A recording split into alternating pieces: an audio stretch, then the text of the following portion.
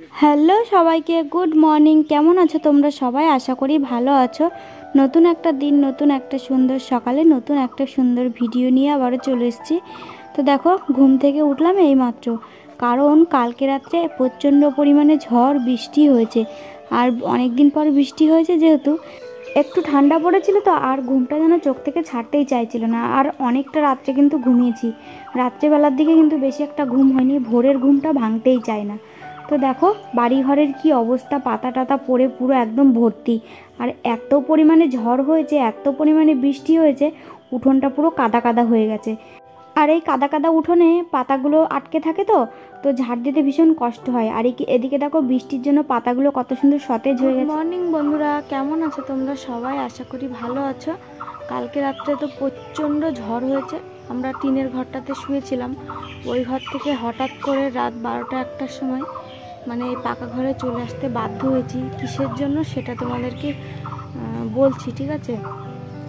আর অনেক দিন পর ঝড় বৃষ্টি হলো, তো একদম পুরো গাছপালা ভেঙে চুরমার হয়ে গেছে। উঠোনের অবস্থা তো দেখতেই পাচ্ছ কি অবস্থা হয়ে আছে।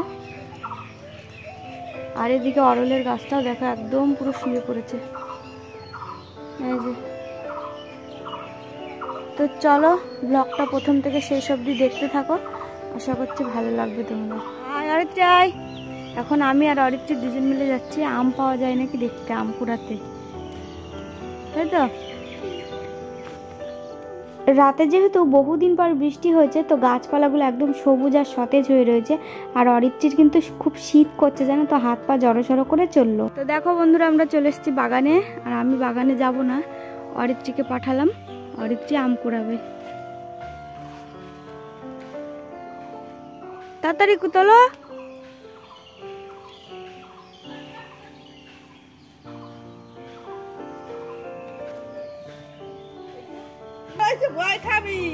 নিয়ে আয় থাক। আমি না বাগানের ভেতরটা ঢুকলাম না, কারণ বাগানের ভেতরে এই অবস্থাতে ঢোকাটা উচিত না, কারণ আমি মাঠে ঘাটে কোনো জায়গায় যাই না, দেখতে পাও। তো বাগানে ঢুকলাম না, বাগানটা কেমন কি তার তো ঠিক নেই। অরিত্রী পাইছ? বাবা নিয়ে তো আসতে পারছো না।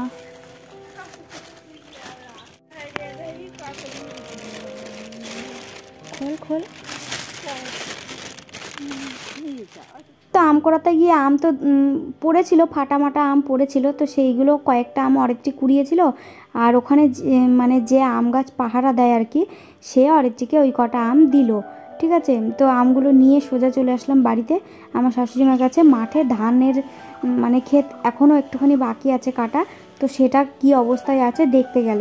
তো আমি এদিকে দেখো উঠোনটাকে ঝাড় দিয়ে নিচ্ছি। আর জানো তো, এই পাতা আটকে থাকে কাদার ভেতরে, এই উঠোন ঝাড় দিতে যে কতটা কষ্ট হয়, মানে ভীষণ কষ্ট হয়। আর যেই বাড়ি ঝড় আসুক না কেন, সেই বাড়ি আমারই পালা পড়ে উঠোন ঝাড় দেওয়ার।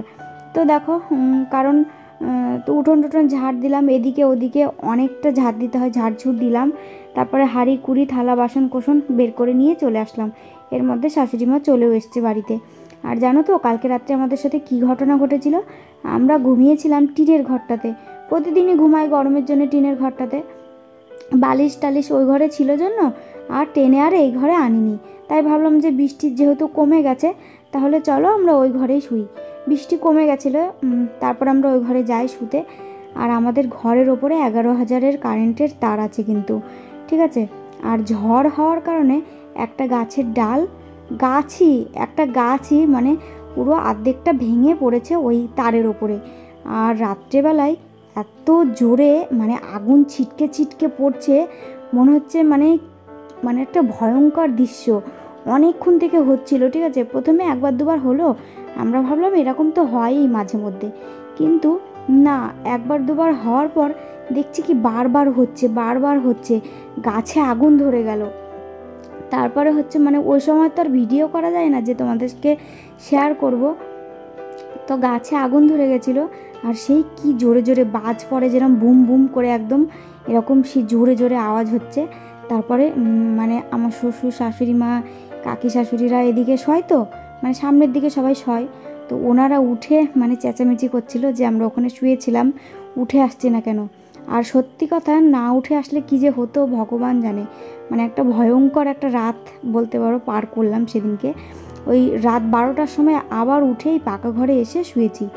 আরও যদি ওপরে যদি টালি বা টিন ঠিন দেওয়া থাকতো, টিন দেওয়া থাকলে কি হতো আমি ঠিক বলতে পারছি না।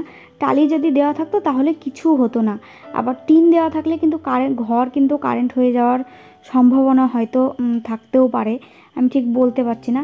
আর যেহেতু আমাদের তিরপল দেওয়া, আগুন ছিটে ছিটে যে তিরপলের ওপরে পড়ছে, অবশ্য তিরপলটা ভেজা ছিল হয়তো তার জন্য কিছু হয়নি।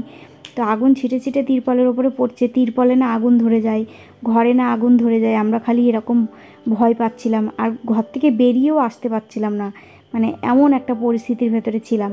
সত্যি একটা বিশাল ভয়ঙ্কর একটা রাত গেছে। আর এই জিনিসটা অনেকক্ষণ ধরে হচ্ছিল, জানো তো। এই মানে একবার দুবার হয়নি, একবার দুবার হয়েছিল ফার্স্টে। আমরা ভেবেছিলাম হয়তো কমে যাবে জিনিসটা, কিন্তু কিছুতেই কমছিল না। তারপরে বাধ্য হয়ে ঘর থেকে ঘরে কোনো রকমে বালিশ টালিশগুলো নিয়ে, এই ঘরের চাবি টাবি নিয়ে চলে আসতে বাধ্য হয়েছি আমরা। যেহেতু রাত্রে প্রচণ্ড ঝড় হয়েছে, পাতা টাতা চারদিকে পড়ে আছে, গাছের ডালপালা পড়ে আছে। ছাগল দুটোকে নিয়ে গিয়ে আমাদের পেছনেই লম্বু বাগানে ডাল ভেঙে আছে, কাকাদের গাছের ডাল ভেঙে পড়েছে, তো ওখানে বেঁধে দিয়ে আসলাম। বেঁধে দিয়ে এসে কাজকর্ম কমপ্লিট করলাম। কমপ্লিট করে এই দেখো, কালকে রাত্রে ঘুমিয়েছিলাম যেহেতু, মশারি টশারি কিচ্ছু খুলেছিলাম না, জানো তো। শুধুমাত্র বালিশ কটা নিয়ে আর চাবিটা নিয়েই পালিয়েছিলাম এই ঘর থেকে কোনো রকমে। আর এই দেখো এখন এসেছি বিছানাটাকে তুলতে। আর বালিশ টালিশগুলো এখনও ওই ঘরেরও এখনও গিয়ে বিছানাপত্র তুলতে হবে। ঘরটাকে তো ঝাড় দিয়ে নিলাম দেখতেই পেলে।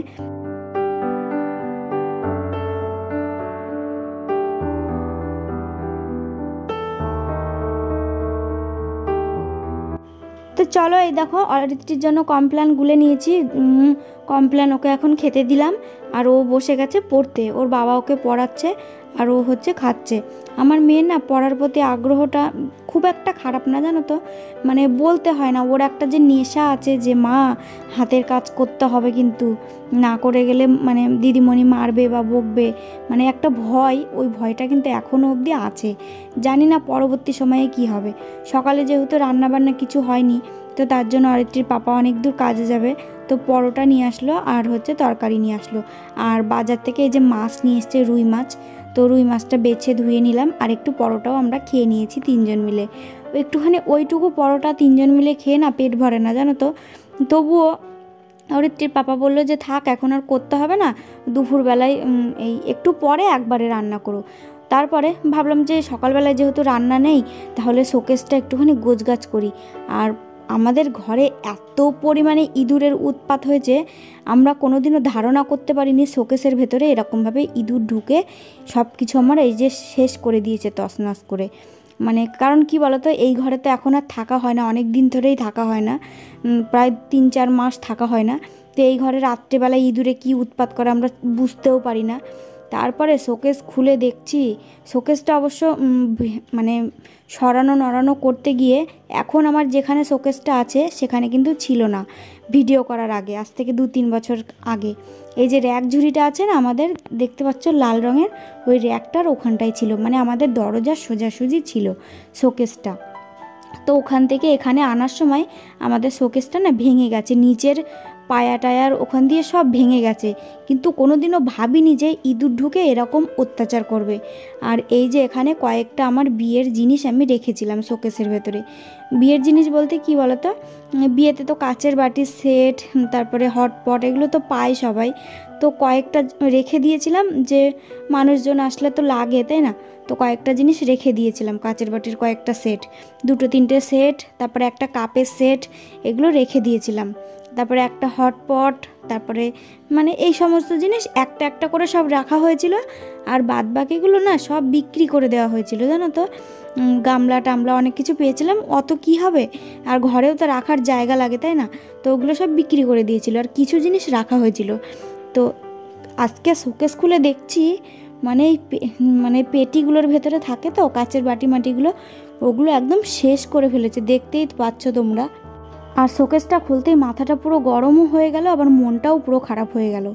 তো দেখো এখন অরিত্রির পাপা চলে গিয়েছে কৃষ্ণনগর কাজে, মানে অনেকটা দূর আমাদের বাড়ির থেকে, 40 মিনিট তো প্রায় লাগেই তো অত দূর কাজে গিয়েছে, আর আমি এই দেখো মাথা গরম হয়ে গিয়েছে, এগুলো সব একা হাতে বের করে নিয়েছি, একা এখন আমাকে এগুলো গোছগাছ করতে হবে। এইগুলো তো নিজের চোখে দেখে তো আর সামলে রাখা যায় না, তা না বলো? তো এগুলো না পরিষ্কার যতক্ষণ করব ততক্ষণ গায়ের মধ্যেও ভালো লাগবে না, মনের মধ্যেও শান্তি পাবো না। তাই ভাবলাম যে দেখি যতটুকু পারবো নিজেই চেষ্টা করি ঘরটা একটু ঝাড়ঝুড় দিয়ে পরিষ্কার করার। আর এই তো সামনেই তো কিছুদিন পরে আমার পুচকুসোনা আসবে, ভালোই হবে, একবারে ঘরটা ঝাড়ঝুড় দিয়ে বেশ পরিষ্কার পরিচ্ছন্ন করে নিচ্ছি। তো ঘরে যত রকমের খাটের তলা, শোকেসের তলা, আলনার তলা, আলমারির তলাতে যা যাবতীয় নোংরা ছিল সব ঝাড়ঝুড় দিয়ে পরিষ্কার করলাম। আমার কিন্তু প্রচণ্ড কষ্ট হচ্ছে, তবুও করলাম। অরিত্রীর পাপা যদি থাকতো তাহলে একটু আমার খুব উপকার হতো, একটু হেল্প করতো, কারণ আমাকে একা একা খাটের তলায় ঢুকে খাটের তলাটা ঝাড় দিতে হয়েছে, খাটের তলাটা মুছতে হয়েছে, তারপরে এই যে ঘরটাকে এখন মুছে নিচ্ছি। তো একটু ও যদি থাকতো তাহলে একটু ভালো হতো আর কি, তো একটু হেল্প করতো আমাকে। তো ও একটু সময়ই দিতে পারে না আমাদের, কারণ এত কাজের চাপ থাকে না, সময় সময় জানো না, ওর খাওয়া নেওয়ার সময় পায় না। তো এই দেখো আমার পুরো হাঁপ লেগে গেছে বন্ধুরা, মনের জোর নিয়ে সবসময় সব কাজগুলো করি আমি। তো এই দেখো কাচের বাটি মাটিগুলো যেহেতু একদম ইঁদুর টিঁদুরে মানে জঘন্য করে ফেলেছে, তো এখন ভাবছি কি এই যে সার্ফ দিয়ে ভালো করে ধুয়ে মেজে ঘষে নিয়ে আসলাম। এখন এই যে রোদ বেরিয়েছে, রোদে বস্তাতে এরকমভাবে মেলে দিচ্ছি বাটিগুলোকে।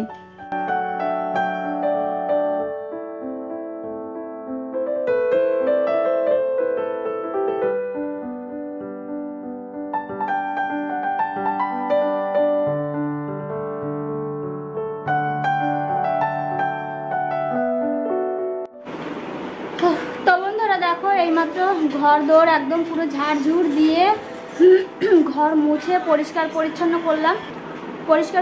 করলাম। সকালবেলায় অল্প একটুখানি পরোটা খেয়ে নিয়েছিলাম, আর একটু পাপা নিয়ে এসেছিলো। এখন এই যে ঘরে এসে পাখাটা চালিয়ে একটু বসলাম, একটু খিচুড়ি খাবো, স্কুলের খিচুড়ি, আর তারপরে একটু পরে রান্না করব। তো চলো একটু খেয়ে নিই।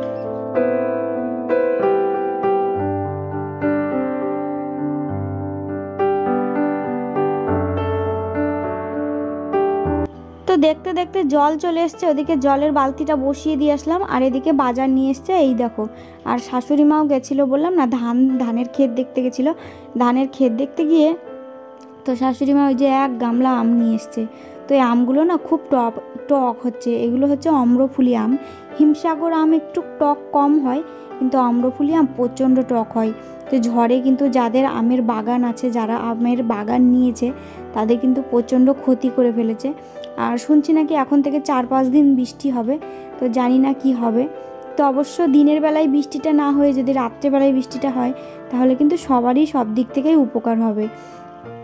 তো এই দেখো বাজার থেকে নিয়ে এসছে লাল ডাঁটা, পটল, আর হচ্ছে মাছ নিয়ে এসছে। মাছ তো তোমরা দেখেইছো। তো আজকে ভাবছি মাছ রান্না করব আলু পটল দিয়ে, আর আম যেহেতু আছে, এই আম আর পাবো কিনা জানি না, তো আম দিয়ে একটুখানি আমের টক করব।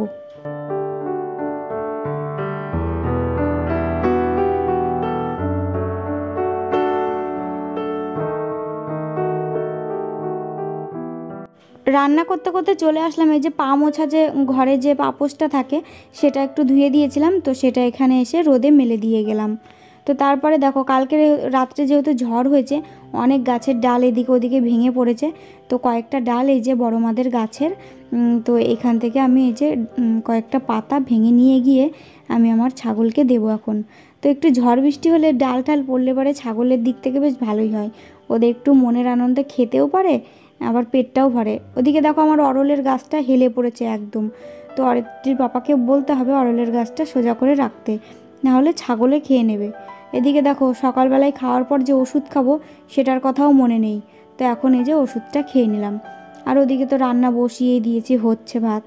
চলো আমি এখন সবজি টবজিগুলো একটু বানিয়ে নিই, দেখতে থাকো তোমরা ব্লগটা শেষ অবধি।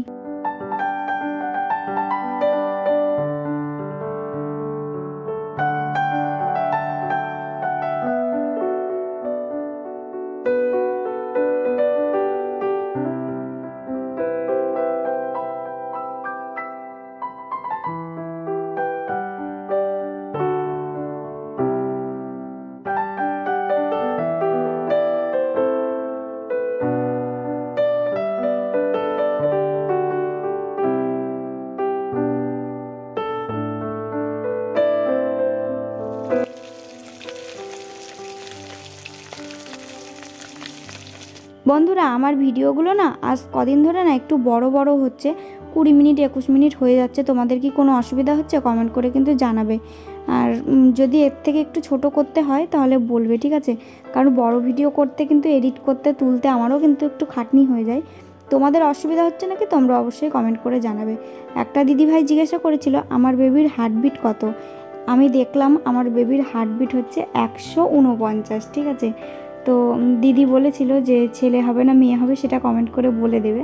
তো ঠিক আছে দিদি, যদি ভিডিওটা দেখে থাকো অবশ্যই বলবে, একটুখানি জানা থাকবে তাহলে আমার। ভাত কিন্তু ওদিকে হয়ে গেছে, ফ্যান ঝরিয়েও নিয়েছি, কিন্তু তলায় যে হালকা হালকা ফ্যান লেগে থাকে না, সেটাকে মানে শুকানোর জন্য আবার উনুনটা জ্বালিয়ে ভাতের হাঁড়িটা বসিয়ে দিলাম।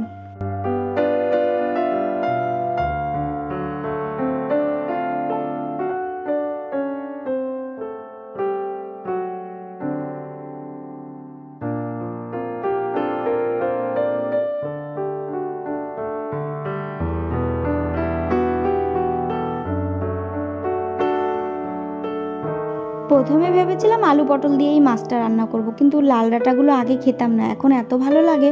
চচ্চড়ি বলো আর মাছের ঝোলে বলো আর ডালেই বলো, ভীষণ ভালো লাগে। তাই ভাবলাম যে দুটো কেটে লাল ডাঁটাও দিয়ে দিই।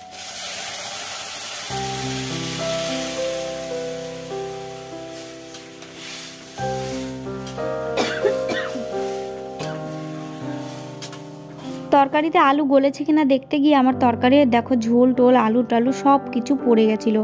তারপরে কি করব, ওরকমভাবে আরেকটু জল দিলাম, জল দিয়ে একটু ঢাকা চাপা দিয়ে ফুটিয়ে তারপরে আবার এই দেখো তরকারিটা নামালাম। আমার অনেকটুকু ঝোল পড়ে গেছিলো, আলু টালু পড়ে গেছিলো। কি করব, ওখান থেকে তুলে আবার একটু দিয়ে দিলাম, দিয়ে একটু জল দিয়ে ভালো করে ফুটিয়ে এই যে তোমার তরকারিটা নামালাম।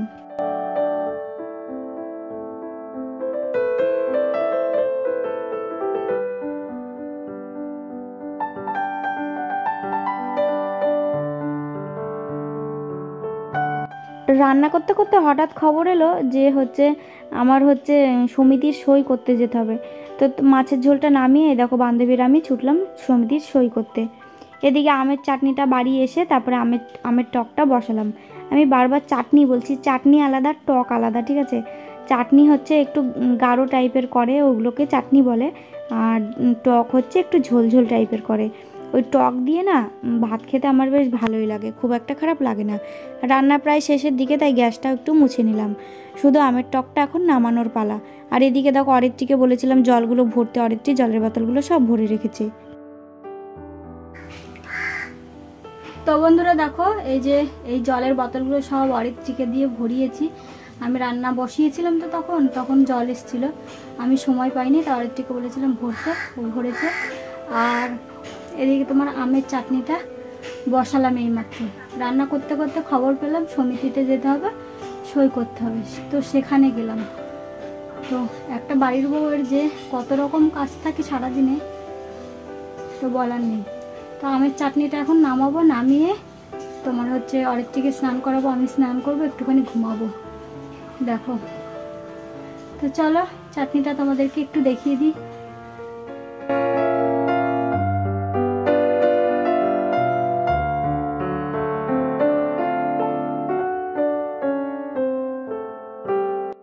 আমের টকটা নামিয়েছি, নামিয়ে তারপরে দেখছি সকালে একবার কিন্তু জল এসেছিল, তারপরে জল চলে গেছিলো, তারপরে আবার দেখো জল এসছে। তাই ভাবলাম কলসিটা অনেকদিন মাজা হয় না চকচকে করে, একটুখানি ভালো করে কলসিটা মেজে তারপরে কলসিতে আজকে জল ভরবো। তো এই দেখো কলসিটা এখন মেজে নিচ্ছি, তারপরে কলসিতে জলটা ভরে নেবো।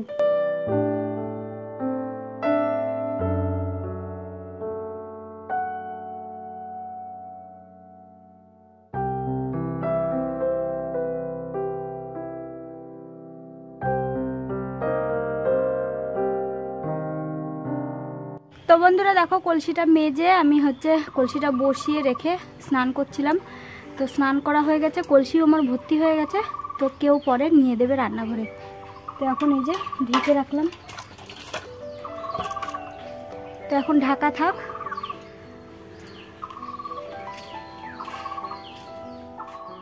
ঘরটা ঝাড়ঝুড় দিয়ে গুছিয়ে পরিষ্কার করার পর এখন বেশ একটু ভালো লাগছে, আর ফিটফাট লাগছে, বেশ পরিষ্কার পরিষ্কার লাগছে, আর মনটাও অনেকটা শান্তি শান্তি লাগছে। তো এত নোংরা বের করেছি ঘর থেকে, এত নোংরা বের করেছি কি বলবো। তো এই দেখো ঘরটোর পরিষ্কার করলাম, এদিকে অরিত্রী বলছে মা আমি আবারও কমপ্ল্যান খাবো। তো দিনের মধ্যে 3বার বলবে খালি কমপ্ল্যানই খাবো, জানো তো। তো কী করবো, চাইছে যতক্ষণ দিতেই হবে। এই দেখো গুলিয়ে দিলাম, ও এখন খাবে। আর আমি এই দেখো শোকেসের ভেতরে, যেটার ভেতরে আমার জামা ঠামা রেখে সব ইঁদুরে কেটে দিয়েছিল, তো সেটার ভেতরে এখন আর জামা ঠামা রাখছি না। তো এই যে কাচের বাটি, প্লেট, বোতল টতল এগুলো হ্যাড্ডা ব্যাড্ডা রেখে দিলাম। আর আর এইটার ভেতরে আমার কাচের বাটি মাটিগুলো ছিল, দেখো জং টং ধরে কি অবস্থা হয়েছে। তো এইটার ভেতরেও আর কিছু রাখা যাবে না, কারণ একটু ফাঁকা আছে, ওখান দিয়ে ইঁদুরটা ঢুকছে, বললাম না ভেঙে গেছে। তো এখানেও ওই যে হ্যাড্ডা ব্যাড্ডা কয়েকটা জিনিস আমি এই যে রেখে দিলাম। অরিত্রী ওটো ওটো, 4টে বেজে গেছে, পড়তে যেতে হবে। ভাত খাবো তারপর পড়তে যাব। তোমাকে আগে আগে শুতে বলি, তুমি শও না। ওটো ওটো তাড়াতাড়ি ওটো। 3:15 বাজে, ভাত খেতে খেতে 1 ঘন্টা লাগবে। ওটো তাড়াতাড়ি। তো দুপুরের ভাত বেড়ে নিয়েছি আমার আর অরিত্রীর জন্য, এখন দুজন মিলে খাওয়া দাওয়া করবো। অরিত্রীকে ঘুম থেকে তুলিয়েছি। অরিত্রীর পাপা কখন কাজের থেকে আসবে তার তো কোনো ঠিক নেই, ওর সাথে খুব একটা বেশি খাওয়া হয় না। রাত্রেবেলায় বেশিরভাগ হয়, দুপুরবেলা তো হয়ই না, কারণ ও কাজের থেকে আসে অনেকটা লেট করে, দেরি হয়ে যায়। তো চলো বন্ধুরা, আমরা খেতে খেতে আজকের ভিডিওটা শেষ করে দিলাম। আর আমার ভিডিও ভালো লাগলে আমার চ্যানেলটা সাবস্ক্রাইব করে অবশ্যই কিন্তু আমার পাশে থাকবে, ঠিক আছে। অরিত্রী যেহেতু ঝাল খেতে পারে না, তার জন্য আলুগুলো আমার ভাতের সাথে মুছে তারপরে ভাতটা ওকে মেখে দিলাম। টাটা।